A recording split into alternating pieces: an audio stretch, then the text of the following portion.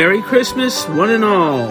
Thank you for listening to my podcast. I apologize for the long song, but I wanted to start off with a Christmas song, as this is going to be one of two podcasts I record today.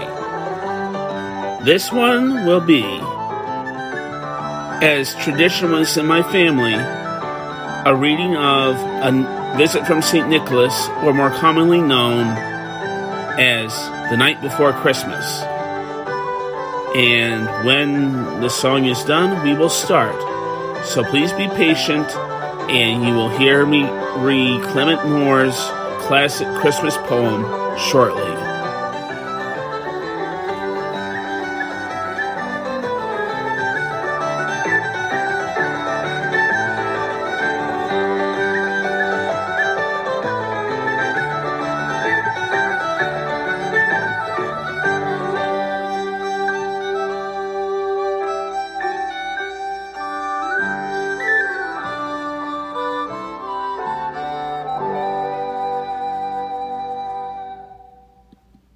Thank you for your patience, everybody. In my family, it was a tradition that on Christmas Eve, before we went to bed, we would read A Visit from St. Nicholas, or more commonly known as Twas the Night Before Christmas.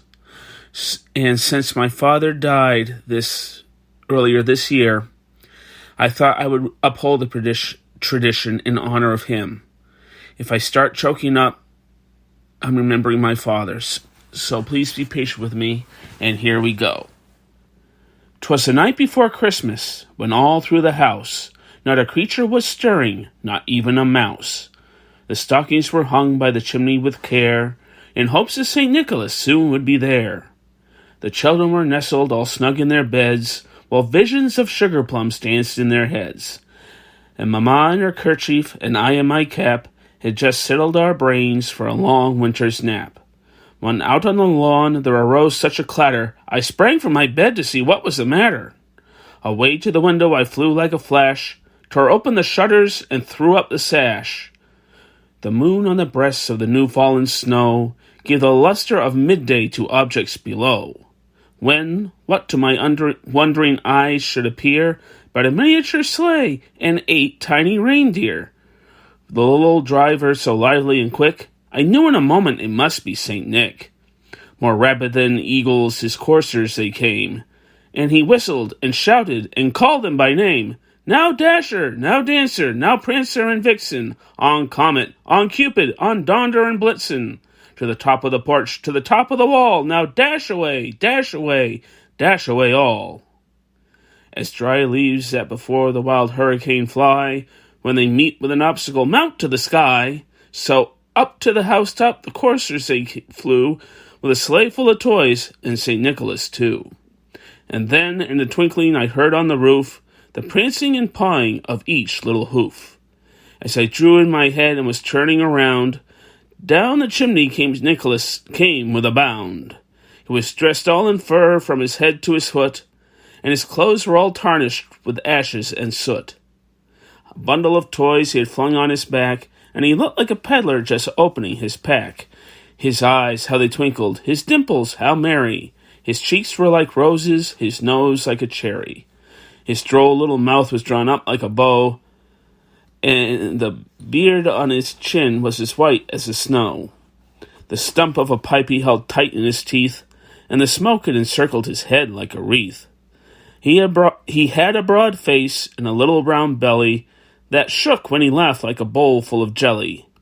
He was chubby and plump, a right jolly old elf, and I laughed when I saw him in spite of myself. A wink of his eye and a twist of his head soon gave me to know I had nothing to dread.